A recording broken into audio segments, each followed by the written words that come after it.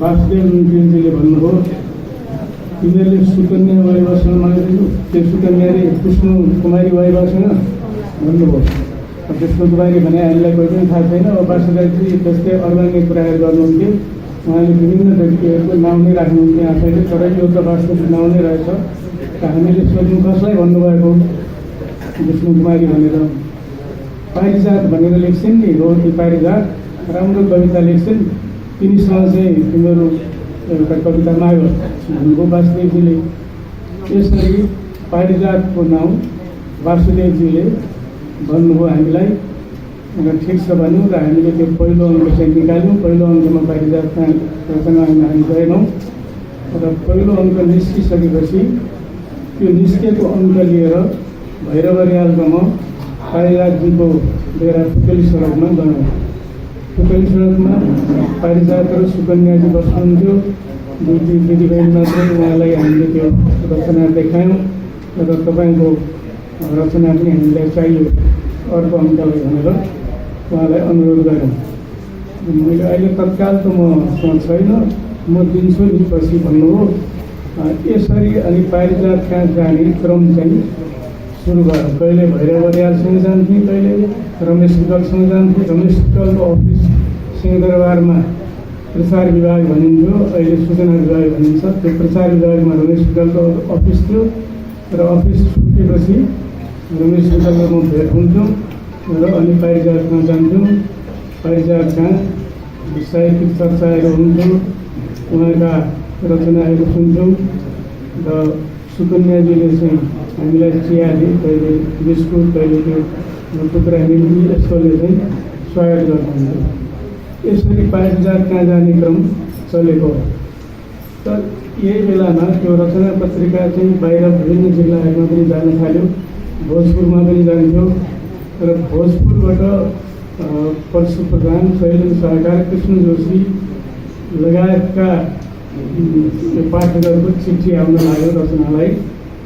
त्यही आउने सिलसिलामा एकजना मेघराज नेपाल भन्ने व्यक्तिको पनि चिठी आयो र उनले पनि त्यहाँ कहिले लोककथा कहिले के पठाउनु थाले र पछि उनले मेघराज नेपालको ठाउँमा मेघराज मन्जुल भनेर नाउँ राखे र उनी काठमाडौँ आए। काठमाडौँ आएपछि सर्वप्रथम उनले चाहिँ रमेश विकल र मलाई भेटे र रमेश विकल र मलाई नै उनले काठमाडौँको अभिभावक पनि भन्ने गर्थे र मन्जुल आएपछि मन्जुलको पारिजातसँग सम्पर्क मन्जुलको माध्यमबाट मैले चाहिँ रामेश रायनजीहरूसँग भेटघाट गर्न पाएँ। रामेशको डेरा सायद फ्याङ्कीमा त्यो गरे अनि फ्याङ्कीमा रामेश मन्जुल रायनजीहरूको चाहिँ सङ्गीतको महफिल जम्थ्यो। त्यहाँ पनि कहिले रमेश विकलसँग, कहिले म एक्लै जान्थेँ। यसरी यो जत्थासँग परिचय भएपछि पारिजात कहाँ जाने क्रम चाहिँ झन् बढ्दै गएको हो। त्यो बेलामा रामेश र रायनजीहरू बाल मन्दिरमा काम गर्नुहुन्थ्यो नक्सालमा। मेरो चाहिँ ढङ्गा पोखरीमा व्यास प्रेस भन्ने प्रेस थियो। उहाँहरू त्यो अफिस छुटेपछि साइकल चढेर म कहाँ आउनुहुन्थ्यो अनि त्यहाँ साहित्यिक चर्चा परिचर्चा हुने अरू साथीहरू पनि आउनुहुन्थ्यो। यसरी रामेश र रायनजी मन्जुलहरूको पनि म कहाँ आउने क्रम बढ्दै गयो र पारिजातजी कहाँ जाने क्रम पनि बढ्दै गएको। यसरी पारिजातसँग सम्पर्क हुँदै गर्दा अनि उहाँले पछि सायद मैले यहाँ टिपेर नै ल्याएको छु पारिजातका रचनाहरू। यो रचना पत्रिकालाई प्राप्त हुने क्रम चाहिँ सुरु भएको हो 2019 सालमा।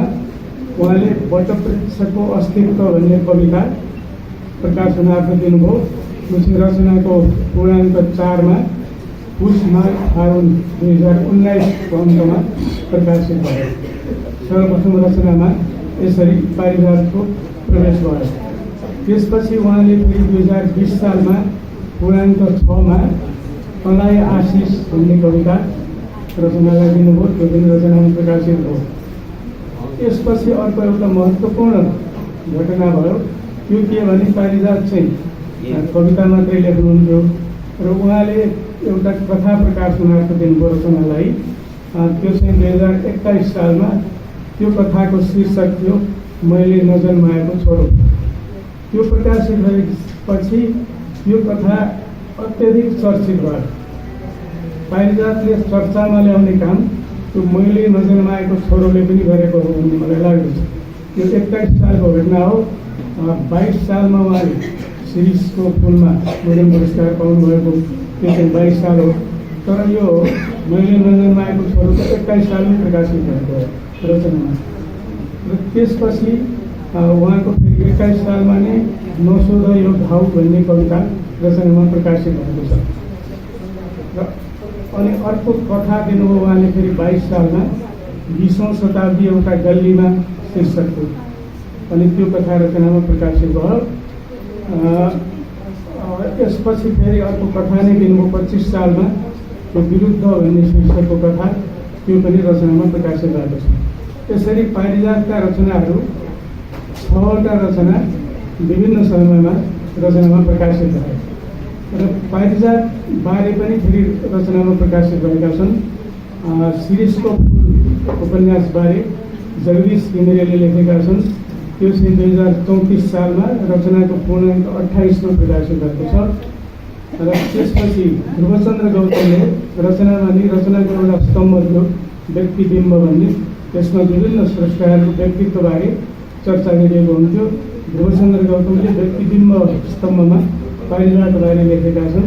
त्यो 42 सालमा रचनामा प्रकाशित भएको छ। र यसपछि फेरि लामो अन्तरालपछि 2065 सालमा पारिजात कति सार्थक कति निरर्थक शीर्षकको कृष्णप्रसाद घिमिरेको एउटा लेख रचनामा प्रकाशित भयो। यसरी पारिजात र रचनाको सम्बन्ध यसरी भएको हो।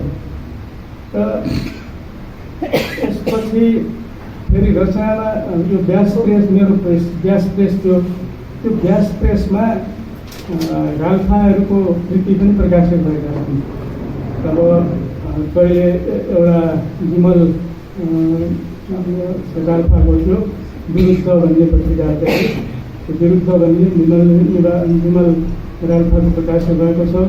यन्त्रणा भन्ने पत्रिका मोरेम निगेसाको प्रकाशित भएको छ। त्यसपछि मन्जुरले लेखे छेकुटोलमा भन्ने उपन्यास, यो पारिजातकै जीवनी नै रहेछ। त्यो पछि मैले थाहा पाएँ पारिजातसँगै आधारित। त्यो छेकुटोलमा पनि व्यास प्रेसमा प्रकाशित भएको हो। र राल्फाका गीतहरू भनेर केही गीतहरूका सङ्कलन सानो पुस्तिकाको रूपमा निस्केको थियो। त्यो पनि मेरो व्यास प्रेसमा छापिएको हो। व्यास प्रेसमा छाप्न यसरी सुगम किन पनि थियो भने त्यो पञ्चायत कालमा जथाभावी प्रेसहरूले त्यो पाण्डुलिपिहरू पनि नलिने, फेरि त्यो सिडिओ कहाँ लानुपर्ने, मेजिस्ट्रेट कहाँ लानुपर्ने, देखाउनु पर्ने, स्वीकृति लिएर छाप्नुपर्ने, यस्तो थियो। र हमेसी कसैले त्यो पाण्डुलिपिहरू लिँदैन्थे। राल्फा भनेपछि अलि फेरि खरा नै रूपमा लिइन्थ्यो। र म कहाँ चाहिँ त्यो सजिलो थियो। मैले चाहिँ सबैलाई चिनेको, सबै परिचित। अनि भाइहरू आउनुहुन्थ्यो, ल दाइ यो छापिदिनु पऱ्यो भन्नुहुन्थ्यो। म चाहिँ सहर स्वीकार गर्थेँ। यसरी त्यो सहजताले पनि राल्फासँग सम्बन्धित पुस्तकहरू पत्रिकाहरू मेरो व्यास प्रेसमा छापिन चाहिँ सहज भएको हो। अब एउटा मन्जुरबारेकै एउटा प्रसङ्ग के छ भने मैले यहाँ भन्नुपर्ने मन्जुरको एउटा शैली मोरीलाई भन्ने किताब पनि मेरो व्यास प्रेसबाट निस्केको हो।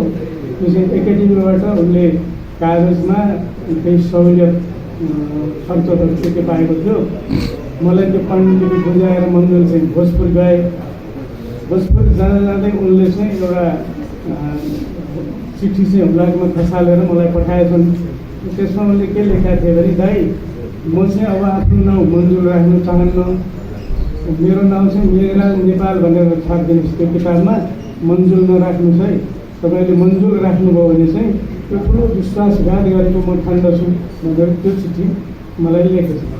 मैले हेरेँ किन यसो भने होला यो मन्जुरले कति राम्रो नाउँ छ, अब कहाँ त्यो मेघराज नेपाल राख्ने हो।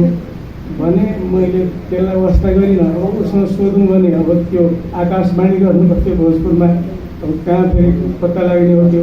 अनि उसलाई सोध्दै नसोधिकन मैले त्यो साइली मोरीलाईको लेखल सुमङ्गोल भनेर नि राखिदिएँ। र त्यसपछि ऊ भोजपुरबाट आएर हेऱ्यो, दाइ यस्तो गर्नुभएको छ भने त्यस्तो भन्यो, तिम्रो नाम यही नै हो भने। अनि आखिरमा उसले त्यही मन्जुल नाम नै लेख्न लाग्यो। यदि मैले त्यो बेलामा त्यो मन्जुल नाम नराखेर मेघराज नेपाल राखिदिए भए मन्जुल यसरी चर्चित हुन्थ्यो होला र भन्ने मलाई लागेको छ।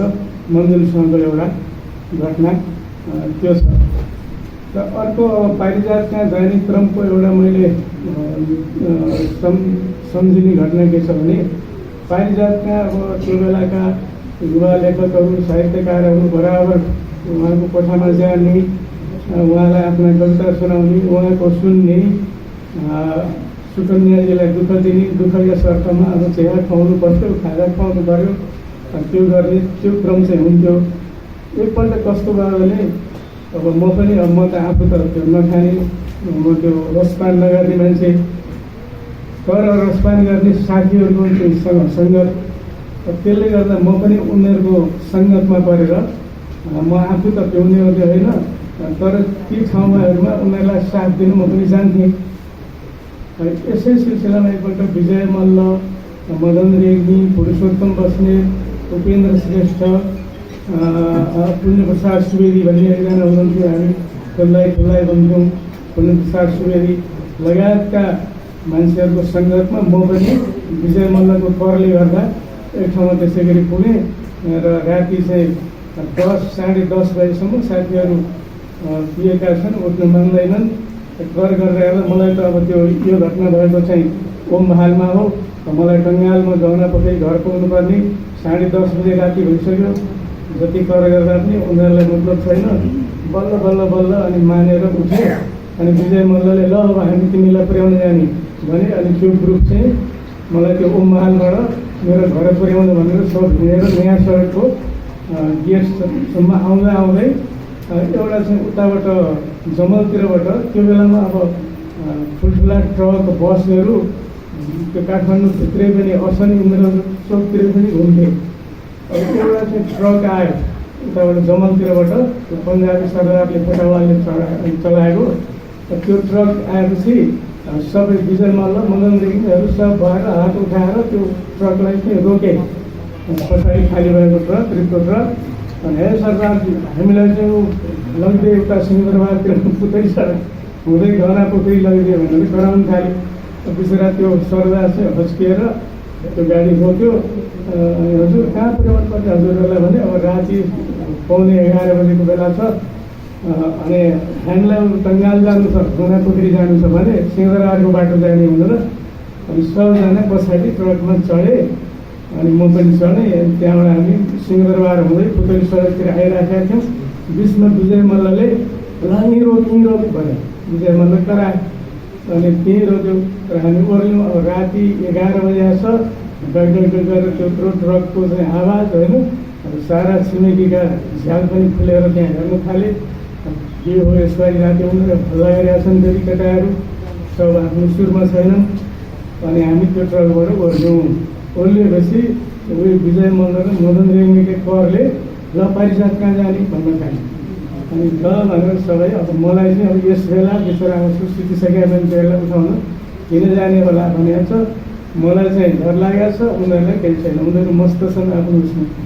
अनि हामी चाहिँ गयौँ त्यो गल्लीबाट भित्र, ढोका ड्याङ गऱ्यौँ। त्यो मदन रेग्मीले ढोका ड्याङ गऱ्यो। सुकन्याजीले को भनेर सोध्नुभयो। अनि हामी म मदन रेग्मी, विजय मल्ल भन्यो। त्यो भनिसकेपछि उसले फेरि के भन्यो मजाले भने, यहाँ रोचकजी पनि छन् भने।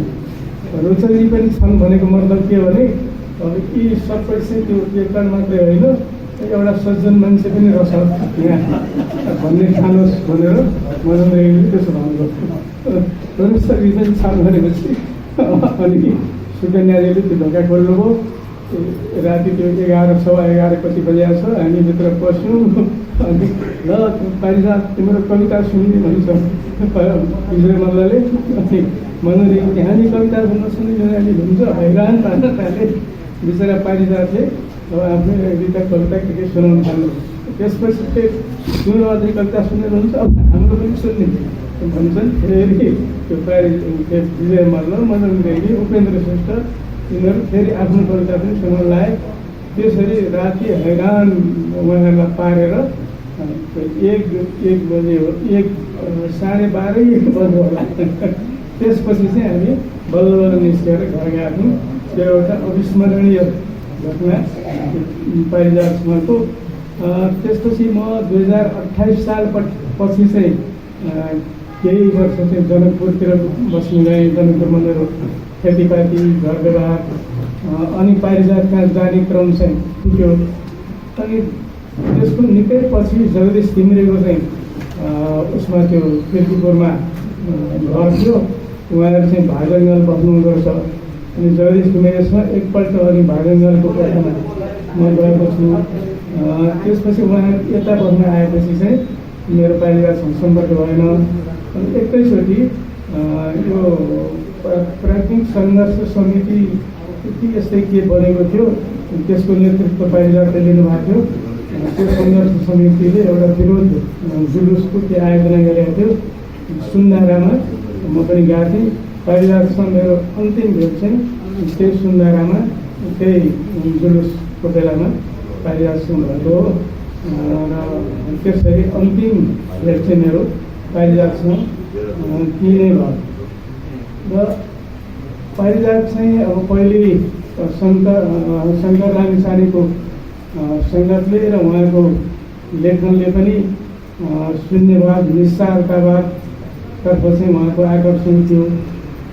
त्यो शङ्कर लामिछानेको संरक्षण होला जस्तो लाग्छ मलाई।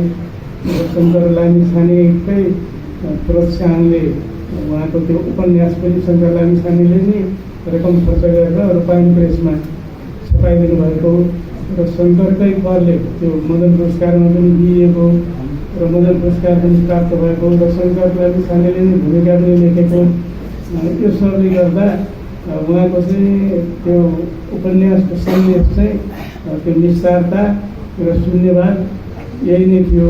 र पछि उहाँ राल्पाहरूको सङ्गत, राल्पालीहरूसँग बस्ने सङ्गतले सुरुमा त अब राल्पा हुने पनि के हो, त्यो मन्जुलले चाहिँ जथाभावी शब्दहरू बनाइदिनु, के गर्ने, नरेन्द्रियसा हुने छ, के भनिहाल्छ, राल्पा भनिहाल्छ। कति शब्द चाहिँ उसले बनाइदियो। एउटा राल्पा कोष नै बनाउने दाइ अब हामी पनि भन्दै थिएँ मन्जुलले। पछि त्यो कोष पनि बनेर थाहा भएन मलाई। यसो सुरुमा राल्पा अलमलमा नै थियो, पछि चाहिँ त्यो राल्पाले चाहिँ अलि विद्रोहात्मकताको रूप पनि लियो र राल्पाका गायकहरू चाहिँ गाउँ गाउँमा त्यो जनजागरणका गीतहरू गाउँदै पनि हिँड्न थाले। यसले गर्दा पछि चाहिँ उहाँको फेरि दृष्टिकोण त्यो शून्यवादतिर हटेर यता अलि क्रान्तिकारिता र प्रगतिवादितातिर उहाँको गएको होला भन्ने मलाई लाग्छ। उहाँको शान्त प्रकृतिकी हुनुहुन्थ्यो, उहाँ नम्र स्वभावको हुनुहुन्थ्यो, भद्र र मृदुभाषी हुनुहुन्थ्यो। तर भित्रभित्र चाहिँ विद्रोहको आगो चाहिँ तीव्र थियो भनौँ। र मलाई चाहिँ के लाग्छ भने नेपाली साहित्यमा महाकवि देवकोटापछि कसैको नाउँ लिनुपर्छ भने व्यापक लोकप्रियता कमाएको चाहिँ स्रष्टा पारिजात नै हो भन्ने मलाई लाग्छ। देवकोटापछि पारिजातलाई लिनु कुनै अनर्थ होला जस्तो मलाई लाग्दैन। र उहाँको यो योगदानलाई कदर गरेर विभिन्न संस्थाहरूले उहाँको अवसानपछि पनि उहाँको स्मृतिलाई जीवन्त पार्ने विभिन्न कामहरू गरेका छन्। यही सिलसिलामा सिलिगुडीमा पारिजातको पूर्णतत्व शालिग स्थापित भएको छ। यो पुस्तकमा मैले यहाँ देखेँ, यो स्ट्याचु हो कि के हो भनेर मैले अध्यक्षजीलाई सोधेको थिएँ। भन्नु सक्नुभएन। पछि देविकाजीले भन्नुभयो यो चाहिँ सिलिगुडीको भनेर। तर मैले सिलिगुडीमा यो 10-12 वर्ष अगाडि देखेको हुँ। अब त्यहाँ त पूर्णतत्वै उभिएकै शालिग थियो, त्यो सिलिगुडीको प्रधान नगर भन्नेमा। सिलिगुडी प्रधान नगरमा अब यो त फेरि बसेको छ, त्यो त फेरि अर्को शालिग पनि राख्यो त सिलिगुडीमा भन्ने मलाई लाग्यो। यो के हो? मैले चाहिँ पूर्णतत्व शालिग देखायौँ सिलगढीमा। र अर्को अर्धतत्त्वशाली चाहिँ हेटौँडामा हाम्रो आरसी रिजालजीहरूको प्रयत्नले हेटौँडामा रहेको छ, त्यो पनि देखाएको छु। यहाँ पनि तल राखिएको छ पारिजातको। यसरी विभिन्न ठाउँमा पारिजातका प्रतिमाहरू पनि राखिएका छन्। र सबभन्दा पारिजातको दुःखद अवस्था चाहिँ कुन बेला आयो भने उहाँ बिरामी भएर विदेश भर्ना हुनुभयो र उहाँलाई विदेश उपचार लाग्ने कुरा पनि त्यो बेला चल्दै आयो। त्यो ज्यादै ढिलो भइसकेको थियो। सुरुमा उहाँको अलि स्वस्थ हुँदै नै विदेश लाग्न सकिएको भए हुन्थ्यो होला। उहाँ एकदम सिरियस ज्यादै सिकिस्त भइसकेपछि विदेश लाने भन्ने चर्चा चल्यो र विदेश लानेलाई पासपोर्ट बनाउने भनियो। पासपोर्ट बनाउनलाई उहाँले त्यो सही गर्ने स्थिति थिएन, हातले लेख्ने स्थिति थिएन। उहाँलाई ल्याप्चे लगाएर पासपोर्टमा चाहिँ लिनलाई त्यो दरखास्त दिइयो।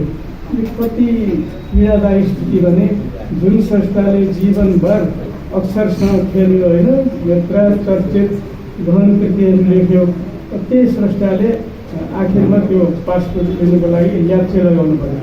त्यो कति पीडादायी स्थिति हो यो।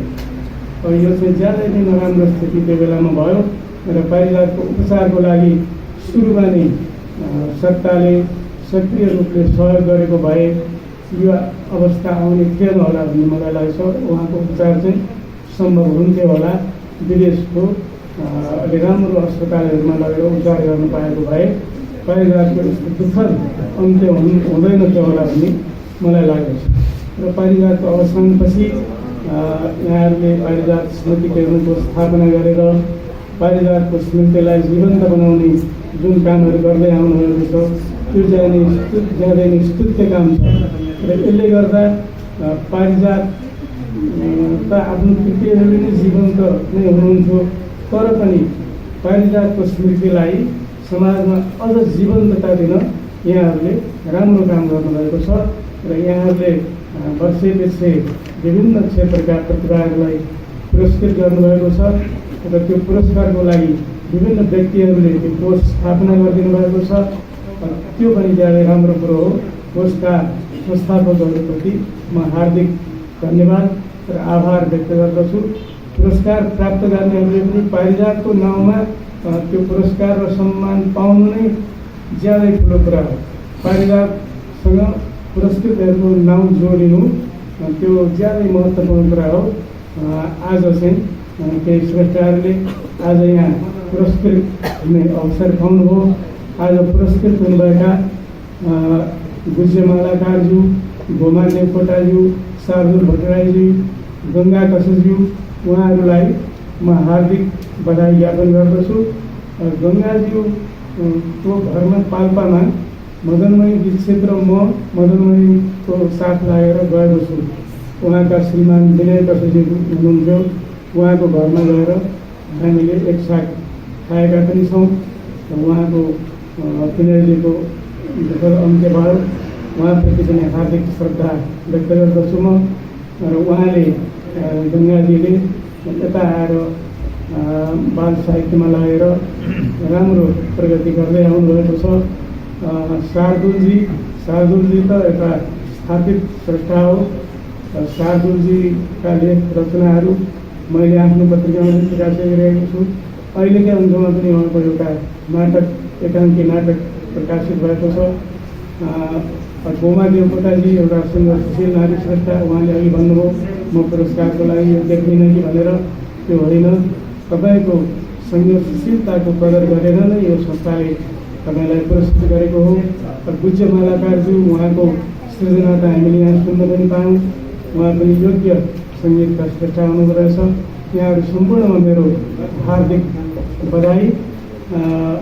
र मैले अब अरू के भनौँ, आफ्ना यिनै भावनासहित आज मलाई यो अवसर दिनुभएकोमा हार्दिक कृतज्ञता व्यक्त गर्दै म आफ्नो भनाइलाई यही अन्त्य गर्दछु।